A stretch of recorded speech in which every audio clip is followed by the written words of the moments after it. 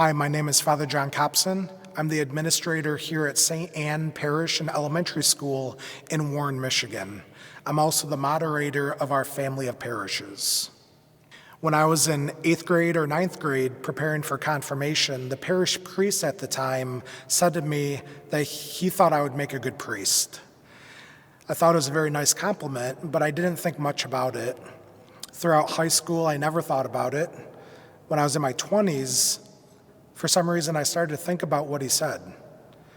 That led me on a pathway to reach out to the vocations director and to ask questions about what is the seminary, what happens when you go there. A good priest explained to me that the seminary is simply the place where you discern, where you figure out whether or not God is calling you to be a priest. So I entered the seminary with an open heart, asking the Lord to reveal to me whether or not he was calling me to be a priest. Later, in my time at seminary, I was getting close to graduating from the college.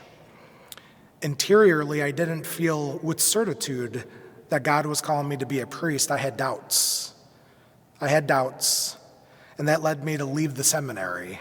So I discerned out of the seminary, and I was away for 2 years. While I was away, I thought a little bit about it, but not much. I remember one day, the thought of priesthood came back into my mind. At the time, I was working at a nursing home. I was a certified nurse's assistant, and I used to work the midnight shift. That night, I was assigned to a resident who was on hospice, and he just so happened to be a Catholic priest. He was on hospice, he had cancer, he was an amputee. He couldn't speak any longer, and he was legally deaf. Throughout the course of the night of taking care of him, for some reason, I decided to just pour my heart out to him, even though he couldn't speak. After I poured my heart out to him, I said, "Father, I don't know. I thought I wanted to be a priest, then I thought I wanted to be married and be a husband and father, and now I'm starting to think that I want to be a priest, but I don't know if that's God's will or my own will." And I started to walk away from his bed. And Father spoke up for the first time and he said, "John, Jesus is calling you to be a priest. Now go back to the seminary." That gave me a little bit more certitude. Even after that, I would pray about it, particularly before the Blessed Sacrament. And I asked Jesus that if he wanted me to be a priest, then please give me the desire to want to be a priest. And ever since I made that prayer, I've had the desire for the priesthood, and I know with certitude that that is my calling. Well, I love to offer the sacraments of the church. The sacraments are the mysteries of our faith. The sacraments are the surest means to salvation. So to think that Jesus created the Catholic Church, he's the one who created the sacraments of his church, and he calls men to be ministers of these life-saving sacraments. That's what I love most about being a priest. I also love to preach the gospel, to give homilies, to give retreat talks. I love to minister to young people, especially in a school setting. I love to teach our faith, and I just love to be with the people.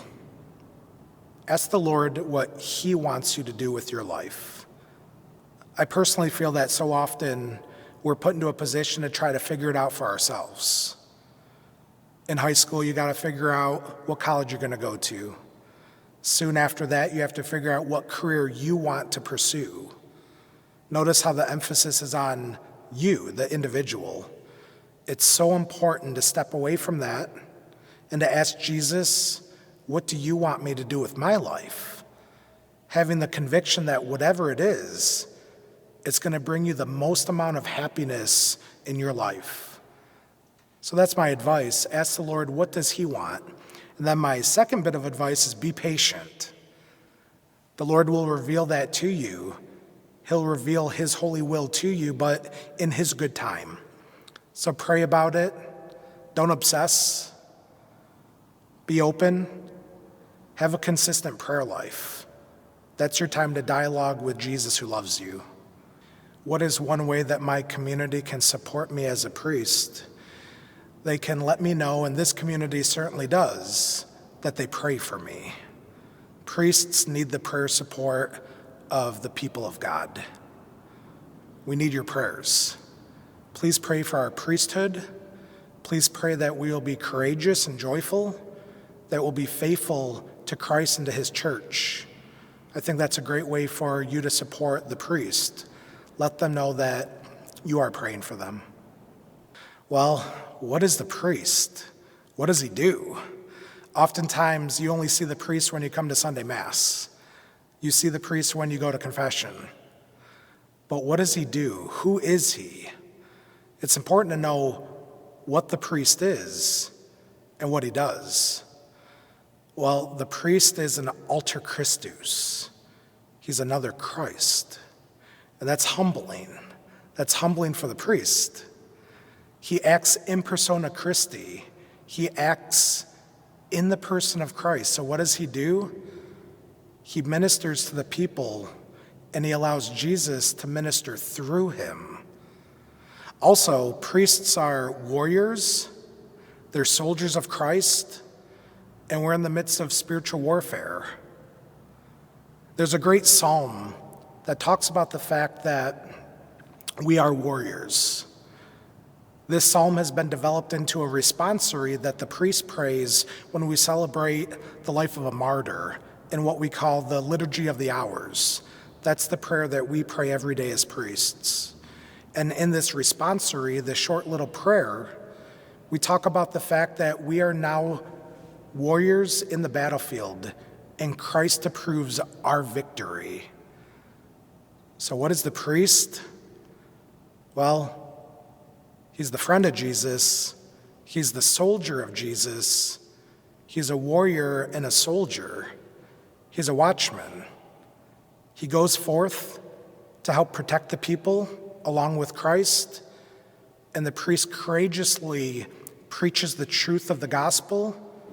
He teaches the truths of our faith, even in a culture that no longer agrees. He is a soldier. The priest goes forth to offer the sacraments, which brings about salvation. That's what a priest is. I want to tell you that I'm very happy. I'm very joy-filled that Jesus called me to be a priest.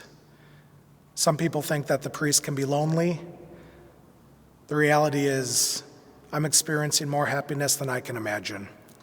So I just want to get that message out that this vocation has brought me so much peace, so much happiness, and so much joy. And I know that the Lord is calling courageous young men to pray about that same vocation and to be open to it. And if he's calling you, have great faith that this is going to bring you the most amount of happiness in your life.